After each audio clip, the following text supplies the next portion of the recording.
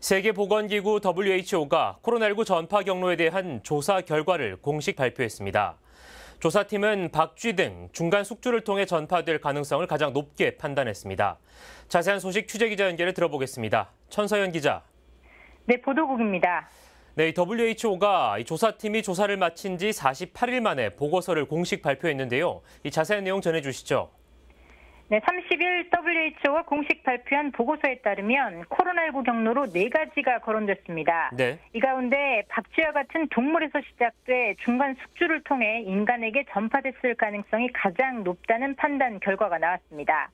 박쥐에서 코로나19 바이러스와 밀접한 바이러스가 발견이 됐는데 두 바이러스 간에 진화적 거리가 존재했다는 겁니다. 또 박쥐로부터 인간에게 직접 전파됐을 가능성과 냉동 운수식품을 통한 전파 가능성도 있을 수 있다고 판단했습니다. 다만 중국 실험실 유출설에 대해서는 가능성이 매우 낮다는 주장을 내놨습니다. 네, 그런데 이번 조사 결과에 대해 한국과 미국 등 14개 국가는 우려를 표명했다고요? 어떤 이유에서입니까? 네, 일단 중국은 실험실 유출 가능성이 낮다고 발표되자 WHO 발표를 환영한다는 입장입니다.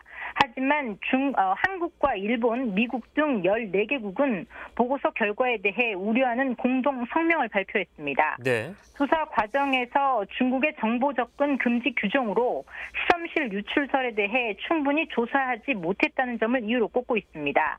바이러스가 어떻게 발생했는지에 대한 새로운 통찰력을 거의 제공하지 못했다는 겁니다.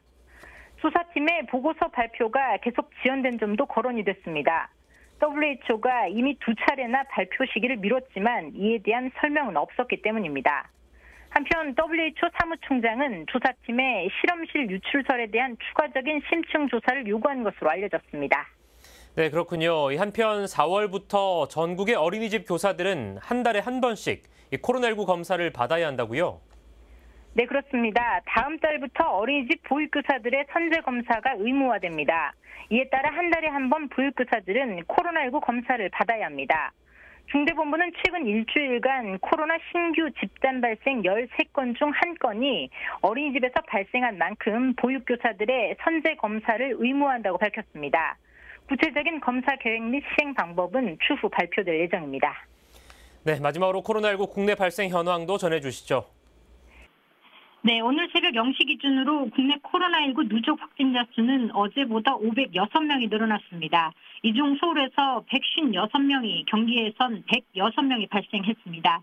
현재까지 백신 접종은 82만 3,795명이 1차 접종을 완료했고 이 중 6,151명이 2차 접종까지 마쳤습니다. 접종 후 사망자는 26명으로 집계됐습니다. 지금까지 코로나19 관련 소식 전해드렸습니다. 네, 천서연 기자 잘 들었습니다. 지금까지 코로나19 관련 소식 살펴봤습니다.